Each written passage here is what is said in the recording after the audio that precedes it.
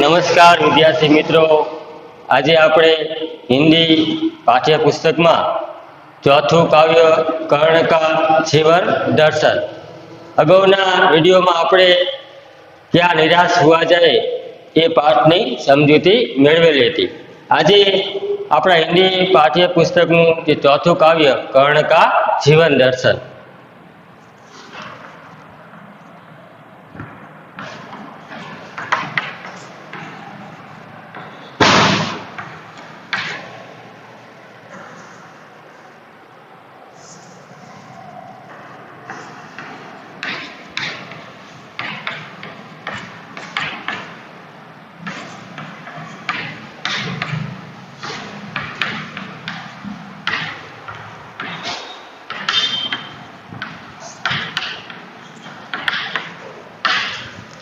कर्ण का जीवन दर्शन ये पद्य यानी के कविता.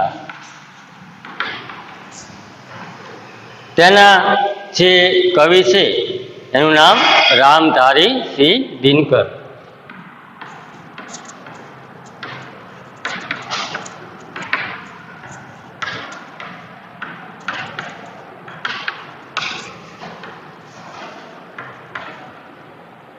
तो सबसे पहले हम कर्ण का जीवन दर्शन पद्य की रचना करने वाले जो कवि है दिनकर जी, उसी के बारे में हम माहितगार हो गए. तो सबसे पहले हम कवि परिचय यहाँ लिखते हैं.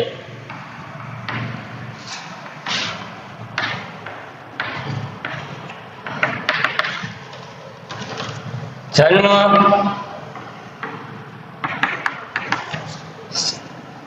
23 सितंबर 1908 में. निधन सन 1974 ईस्वी सन में. जन्म स्थान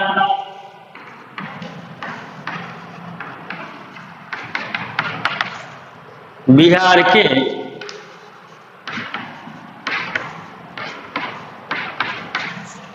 मुंगेर जिले के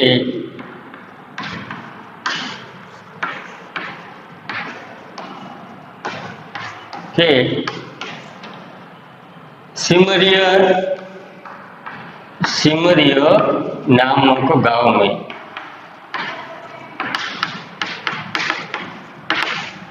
बिहार के मुंगेर जिले के सिमरिया नामक गांव में उसका जन्म हुआ था.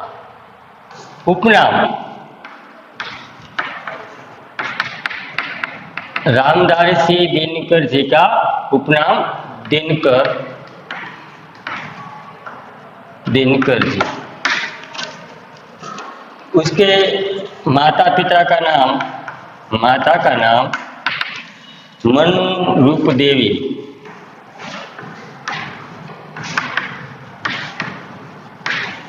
पिता का नाम बाबू रवि सिंह.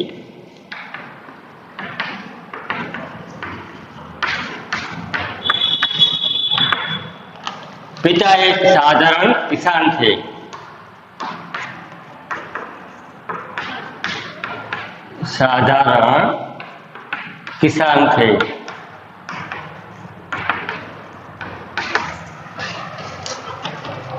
शिक्षा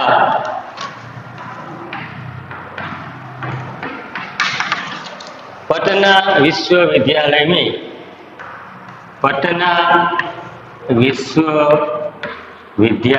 में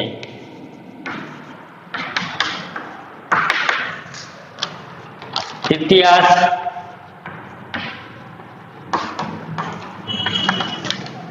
दर्शन शास्त्र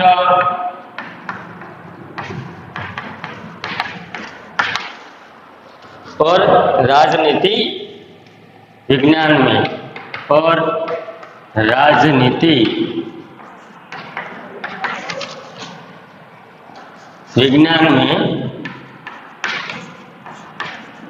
बीए किया, यानी कि बैचलर ऑफ एजुकेशन बीए किया.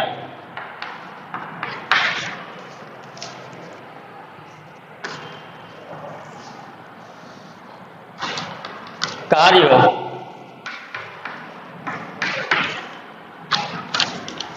1934 से 1947 तक बिहार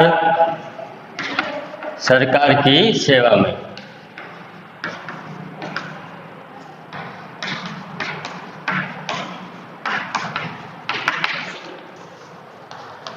रचनाएं, उनकी जो प्रमुख रचनाएं थी उसी के बारे में। उर्वशी, कुरुक्षेत्र,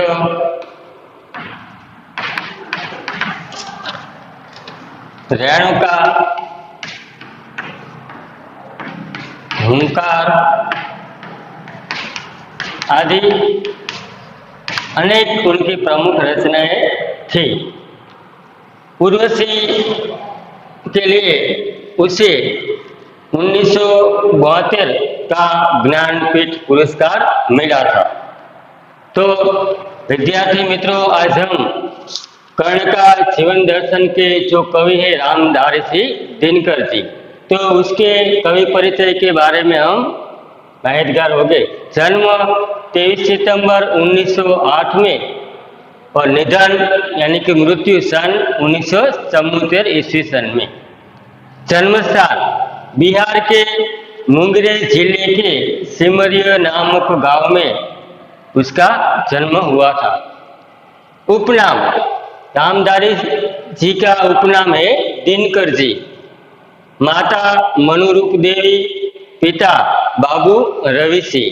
पिता एक साधारण किसान थे। शिक्षा पटना विश्वविद्यालय में इतिहास, दर्शन शास्त्र और राजनीति विज्ञान में उन्होंने बैचलर ऑफ एजुकेशन BA किया था। कार्य सन 1934 से 1947 तक बिहार सरकार की सेवा में वो संसद सभ्य रहे थे। उनकी जो प्रमुख रचनाएं थी उर्वशी, कुरुक्षेत्र, रेणुका, हुंकार आदि अनेक उनकी प्रमुख रचनाएं थी। उर्वशी के लिए उन्होंने सन 1972 का जो हिंदी साहित्य का ज्ञानपीठ अवार्ड उसको मिला था। दिनकर जी एक प्रगतिवादी और छायावादी और मानववादी कवि थे। हिंदी साहित्य में उनका योगदान बहुत ही बड़ा है। तो आज हमारे हिंदी पाठ्य पुस्तक में जो चौथा चैप्टर है कर्ण का जीवन दर्शन, उसी के बारे में कवि दिनकर जी ने बताया है कि कर्ण का जीवन दर्शन कैसा था। कर्ण कुंती का पुत्र था। पांडवों में वे श्रेष्ठ भी था और श्रेष्ठ भी था। कर्ण की माता का नाम कुंती था और वे पांडवों में श्रेष्ठ लेकिन बड़ा, सौथी बड़ा पुत्र कर्ण था। उसकी मित्रता दुर्योधन से हुई। अन्याय और अपमान से कर्ण के जीवन में दुर्योधन ने सदा उसका साथ दिया। कर्ण पांडवों में श्रेष्ठ भी था, बड़ा था, लेकिन उनकी मित्रता दुर्योधन से हुई।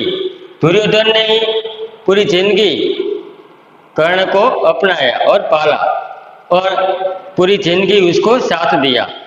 कर्ण दुर्योधन के इस उपकार को कभी नहीं भूल सकेगा। कर्ण कुशल योद्धा था। महाभारत युद्ध में पहले श्री कृष्ण ने उसे पांडवों के पक्ष में लेने के लिए प्रयत्न किया, फिर भी कर्ण कभी पांडवों के पक्ष में नहीं गया। उन्होंने कृष्ण भगवान ने कर्ण को प्रलोभन भी दिया, परंतु कर्ण दुर्योधन का साथ छोड़ने को तैयार नहीं हुआ। इसीलिए कर्ण का जीवन दर्शन कैसा था उसमें इस खंड काव्य में कवि दिनकर जी ने बताया है कि कर्ण एक महान व्यक्ति थे और कर्ण दानवीर भी माना जाता है। तो आज हम कर्ण के बाल्यावस्था के जन्म के बारे में हम थोड़े माहितगार हो गए। तो एक बार दुर्वासा ऋषि के अनुसार, उसके वरदान के अनुसार कुंती ने सूर्य का आह्वान किया और सूर्य की पूजा की। तो आह्वान किया तो कुंती को उसके आह्वान करके कुमारी कर्ण का जन्म दिया था। लोकलाज के कारण कुंती ने उसे नदी में बहा दिया, क्योंकि कुंती उस वक्त कुमारिका थी। लोकलाज के कारण कुंती ने कर्ण को नदी में बहा दिया। बाद में गंगा किनारे हस्तिनापुर के एक सारथी जो अपना रथ लेकर जा रहा था, उसे आवाज सुनाई, बच्चे लड़ने की आवाज सुनाई। तो उस सारथी ने नदी में ये बालक को बाहर निकालकर अपने घर ले गया और कर्ण को, जो सारथी था, उसका नाम अधिरथ था, और अधिरथ ने अपने घर लेकर वो बालक कर्ण को पाला।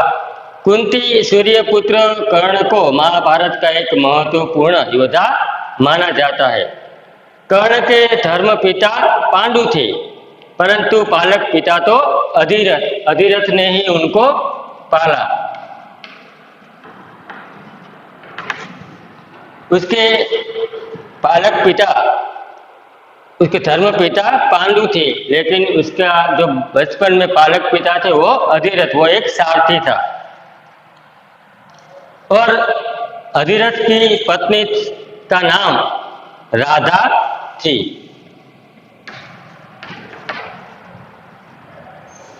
राधा ने कर्ण को पाला और बड़ा किया, और कर्ण दानवीर के रूप में बहुत प्रसिद्ध थे। उन्होंने अपने कवच कुंडल दान में दिए, और अंतिम समय जो उसके दांत भी थे वो सोने के, वो भी उन्होंने दान में दे दिया।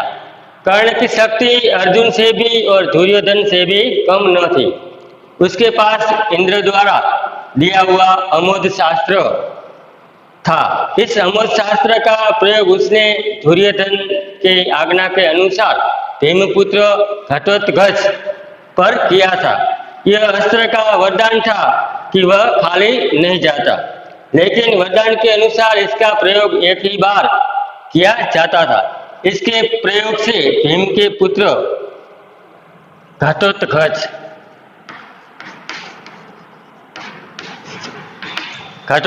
पर यह बाण का प्रयोग किया था, और घटोत्कच इस बाण से मारा गया था। कुंती के अन्य पुत्र युधिष्ठिर, भीम, अर्जुन, नकुल और सहदेव भी थे। भीष्म की आज्ञा से कर्ण कौरव सेना के सेनापति नियुक्त हुए थे। अंत में 3 दिन युद्ध के द्वारा कर्ण का वध कर दिया गया। अर्जुन ने यदि ऐसा नहीं किया जाता तो पांडवों की हार निश्चित थी। कर्ण के घर पर विप्र यानी कि गरीब, यानी कोई भी व्यक्ति गरीब या निर्धन जो उसके लिए कुछ मांगने के लिए आते, तो कर्ण किसी को भी खाली हाथ नहीं जाने देता। वो दानी पुरुष के रूप में माने जाते थे।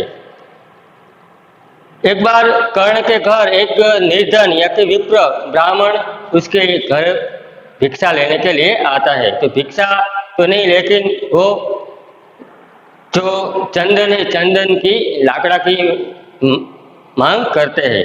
तो कर्ण के घर में चंदन तो बहुत थे, लेकिन वो चंदन का लकड़ी थी वो लीला के था। लेकिन ये ब्राह्मण ने कहा है कि ये लकड़ी हमें नहीं चाहिए, हमें तो सूखी लकड़ी चाहिए। तो कर्ण ने अपने महल में जो दरवाजा था वो दरवाजा भी उतारकर ये विप्र ब्राह्मण को दे दिया था।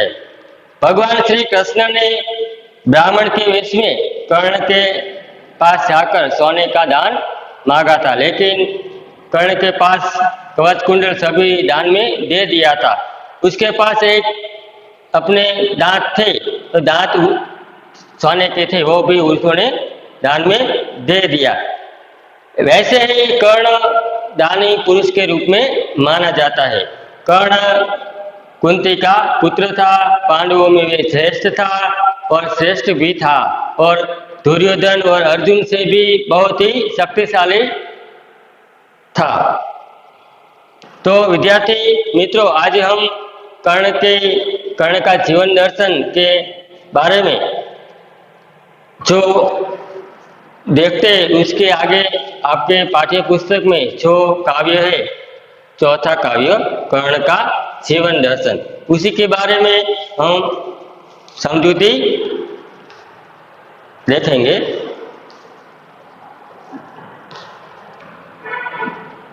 वैभव विलास की चाह नहीं, अपनी कोई परवाह नहीं, बस यही चाहता हूँ केवल, दान की देव सरिता निर्मल। करतल से झरती रहे सदा, निर्धन को भरती रहे सदा। तुच्छ है राज्य क्या है केशव, पाता क्या नर कर प्राप्त विभव। चिंता प्रभुत अत्यल्प हास, कुछ चाकचिक्य कुछ क्षण विलास। पर वह भी यही गवाना है, कुछ साथ नहीं ले जाना है। मुझसे मनुष्य जो होते हैं, कंचन का भार न ढोते हैं। पाते हैं धन बिखराने को, लाते हैं रतन लुटाने को। जग से न कभी कुछ लेते हैं, दान ही हृदय का देते हैं। प्रासादक कनखव शिखर होते, कबूतरों के ही घर। महलों में गरुड़ न होता है, कंचन पर कभी न सोता है। बसता वह कहीं पहाड़ों में, सैलों की फटी दरारों में। होकर समृद्धि सुख के अधीन, मानव होता नित तपसेन। सता किरीट मणिमय आसन, करते मनुष्य का तेज हरण। नर विभव हेतु ललचाता है, पर वही मनुष्य को खाता है। चांदनी पुष्प साया पे पल, नर गले बने सुमधुर कोमल। पर अमृत कलेश का पिए बिना, आतप अगन में छिए बिना। वह पुरुष नहीं कहला सकता, विघ्नों को नहीं हिला सकता। उड़ते जो झंझावतों में, पीते जो वारी प्रपातों में। सारा आकाश अयन जिसका, विश्वकर भुजंग भोजन जिनका। वे ही फणी बंद छुड़ाते हैं, धरती का हृदय छुड़ाते हैं। मैं गरुड़ कृष्ण, मैं पक्षीराज, सिर पर न चाहिए मुझे ताज। दुर्योधन पर है विपद घोर, सकता न किसी विष उसे छोड़। रणखेत पाटना है मुझको, अही पास काटना है मुझको। वैभव विलास की चाह नहीं, अपनी कोई परवाह नहीं, बस यही चाहता हूँ केवल, दान की देव सरिता निर्मल। कर्ण की क्या इच्छा थी? कर्ण की इच्छा थी, कर्ण दानी है, उसे सांसारिक सुखों की परवाह नहीं है। उसकी यही इच्छा है कि गरीबों को सदा दान देता रहे।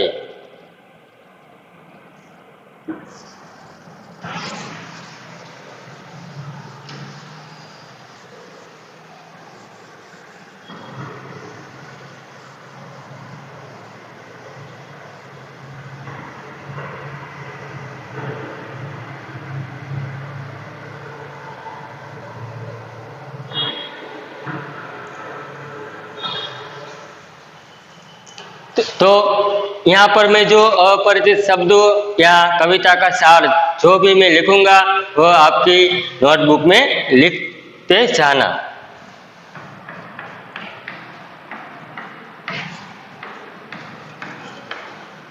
अपरिचित शब्दों,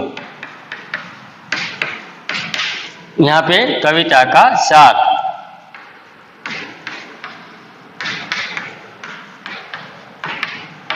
तो पहली पंक्ति देखते हैं हम समझूती के साथ। वैभव विलास की चाह नहीं, अपनी कोई परवाह नहीं। वैभव विलास यानी कि धन दौलत। कर्ण श्री कृष्ण से कहते हैं कि मुझे वैभव विलास धन दौलत आदि की कोई चाह यानी इच्छा नहीं है। वैभव विलास शब्द है तो धन दौलत।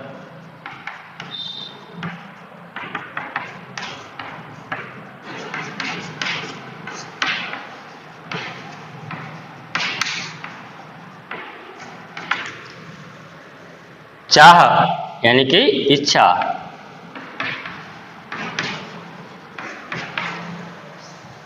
कर्ण श्री कृष्ण से कहते हैं कि मुझे वैभव विलास की कोई चाह नहीं, किसी की परवाह नहीं, अपनी कोई परवाह यानी कि चिंता।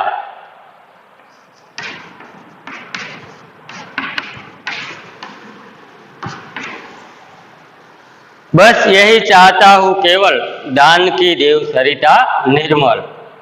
कवि श्री कृष्ण से कर्ण श्री कृष्ण से कहता है कि उसे धन दौलत और सांसारिक सुख भोगने की इच्छा नहीं है, वह अपने जीवन की कोई परवाह नहीं करता। बस यही चाहता हूँ केवल, दान की देव सरिता निर्मल। उसकी बस यही इच्छा है कि उसके पवित्र हाथों से दान की पवित्र नदी हमेशा के लिए बहती रहे, करतल से झरती रहे सदा, निर्धन को भरती रहे सदा। सरिता यानी कि नदी।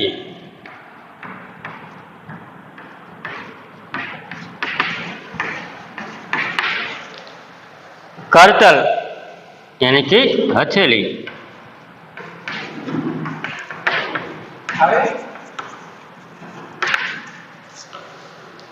कर्ण श्री कृष्ण से कहता है कि उसे धन दौलत की कोई परवाह नहीं है और सुख भोगने की उसे इच्छा नहीं है, वह अपने जीवन की कोई परवाह नहीं करता, लेकिन उसकी बस यही इच्छा है कि वह अपने पवित्र हाथों से दान की पवित्र नदी हमेशा के लिए बहती रहे। वैभव विलास की कोई चाह नहीं, अपनी कोई परवाह नहीं, बस यही चाहता हूँ केवल, दान की देव सरिता निर्मल। करतल से झरती रहे सदा, निर्धन को भरती रहे सदा। निर्धन यानी कि कंगाल।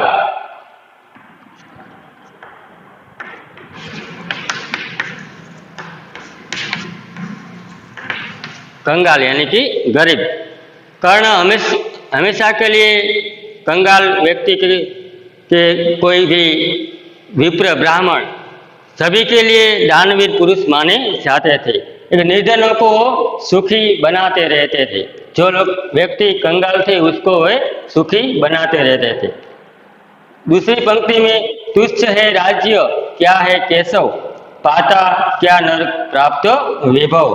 वैभव विलास की चाह नहीं, अपनी कोई परवाह नहीं, बस यही चाहता हूँ केवल, दान की देव सरिता निर्मल। कर्ण श्री कृष्ण से कहते हैं कि उसे धन दौलत और सांसारिक सुख भोगने की कोई इच्छा नहीं है, वह अपने जीवन की परवाह नहीं करता। उसकी बस यही इच्छा है कि उसके पवित्र हाथों से दान की पवित्र नदी सदा हमेशा के लिए बहती रहे। तुच्छ है, तुच्छ यानी कि नाजुक। एक केशव, जिस राज्य का आप मुझे प्रलोभन लोभ देते हैं वह तो बहुत तुच्छ है। चिंता प्रभुत अत्यल्प हास, कुछ चाकचिक्य कुछ क्षण विलास। कर्ण श्री कृष्ण से कहते हैं, हे केशव, जिस राज्य का आप मुझे प्रलोभन दे रहे हैं वह तो बहुत तुच्छ है, नाजुक है। पर प्रभुत्व शब्दों यानी कि अधिक।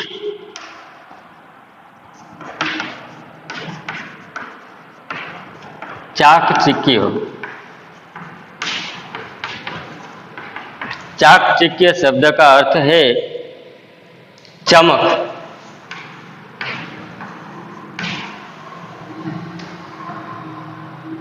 तुच्छ है राज्य क्या है केशव, पाता क्या नर कर प्राप्त वैभव। वैभव એટલે કે ધન संपत्ति। हे केशव, जिस राज्य का आप मुझे प्रलोभन दे रहे हैं वो तो तुच्छ है, नाशवंत है। चिंता प्रभुत अत्यल्प हास, कुछ चाकचिक्य कुछ क्षण विलास। वैभव पाकर मनुष्यों को क्या मिलता है? वैभव पाकर उसे ढेर सारी चिंताएं मिलती है और थोड़े समय की हंसी खुशी उसको मिलती है, पर वह भी यही गंवाना है, कुछ साथ नहीं ले जाना है। कर्ण श्री कृष्ण से कहते हैं कि जो वैभव विलास है वह सभी यहीं पर गंवाना है, कुछ साथ नहीं ले जाना है। आगे, मुझसे मनुष्य जो होते हैं कंचन का भार न ढोते हैं, पाते हैं धन बिखराने को, लाते हैं रतन लुटाने को। जग से न कभी कुछ लेते हैं, दान ही हृदय का देते हैं। कृष्ण कर्ण श्री कृष्ण से कहता है कि हे कृष्ण, उसके जैसे मनुष्य सोने का भार नहीं ढोते हैं। कर्ण कृष्ण से कहते हैं कि मेरे जैसे मनुष्य को सोने की कोई कंचन का भार न ढोते हैं। कंचन यानी कि सोना।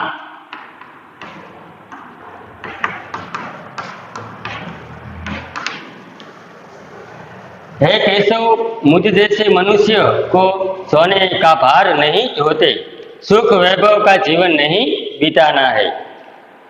मुझ जैसे मनुष्य जो होते हैं कंचन का भार न ढोते हैं, पाते हैं धन बिखराने को, लाते हैं रतन लुटाने को, सुख वैभव का जीवन नहीं बिताते मेरे जैसे लोग।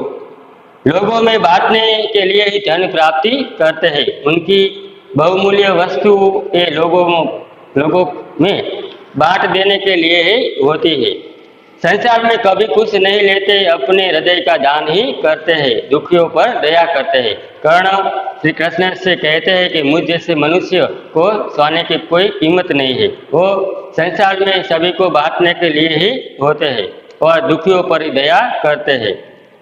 आगे की पंक्ति, प्रासादों के कनखाब शिखर होते, कबूतरों के ही घर, महलों में गरुड़ न होता है, कंचन पर कभी न सोता है।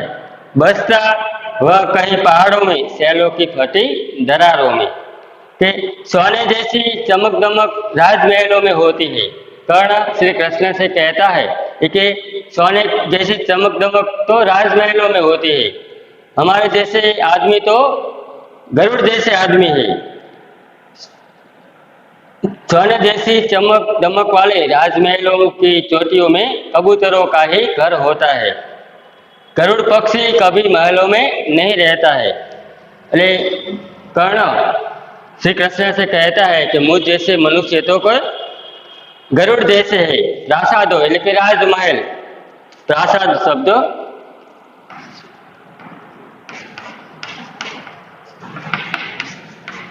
राजमहल।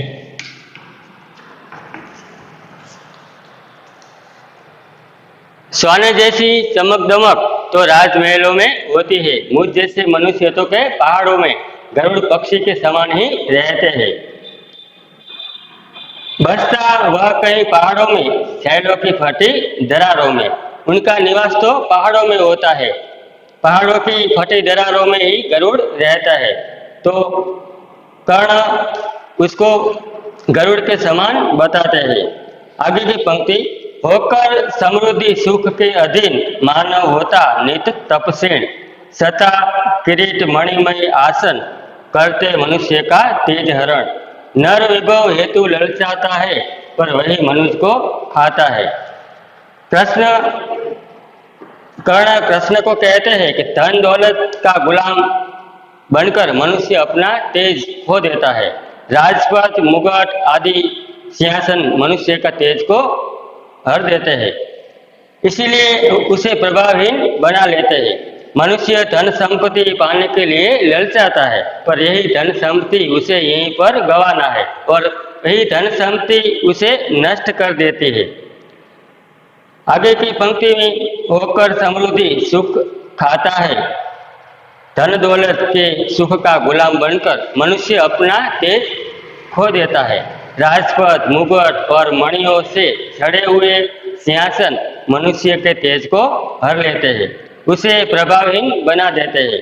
मनुष्य धन संपत्ति पाने के लिए ललचाता है, लेकिन यह धन संपत्ति ही उसे एक दिन नष्ट कर देती है। यहाँ पर कर्ण श्री कृष्ण से कहते हैं कि मनुष्य की जो धन संपत्ति है उसे नष्ट कर देती है। आगे हमने देखा, कभी वैभव विलास की चाह नहीं, अपनी कोई परवाह नहीं, बस यही चाहता हूँ केवल, दान की देव सरिता निर्मल। कवि रामधारी दिनकर जी ने यह खंड काव्य में बताया है कि कर्ण श्री कृष्ण से कहता है कि तुझे यहाँ पांडवों के पक्ष में आने के लिए उसे प्रस्ताव करते हैं, लेकिन कर्ण उसे श्री कृष्ण से इनकार कर देता है कि मुझे वैभव विलास की चाह नहीं, अपनी कोई परवाह नहीं। कविता का जो सार है उसमें कर्ण की इच्छा,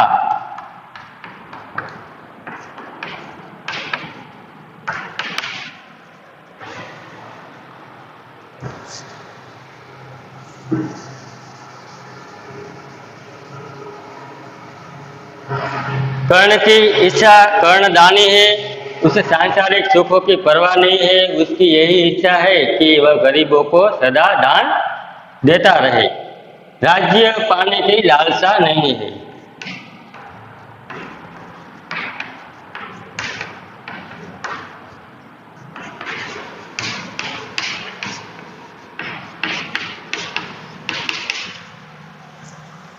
कर्ण राज्य को तुच्छ और क्षणभंगुर समझता है। राजा बनकर मिलने वाला जो सुख उसे पसंद नहीं है, उसमें उसकी रुचि नहीं है। उसके अनुसार तो धन का उपयोग परोपकार के लिए ही करना चाहिए। वह गरुड़ को आदर्श मानते हैं।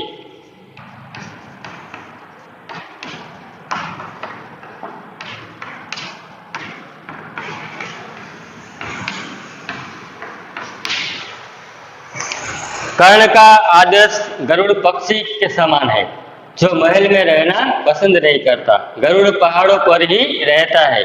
महलों के शिखरों ऊपर तो कबूतरों के ही घर होते हैं। कर्ण मानता है कि कष्टों और संघर्षों में रहकर ही मनुष्य महान बनता है, वही लोगों को सुखी बना सकता है।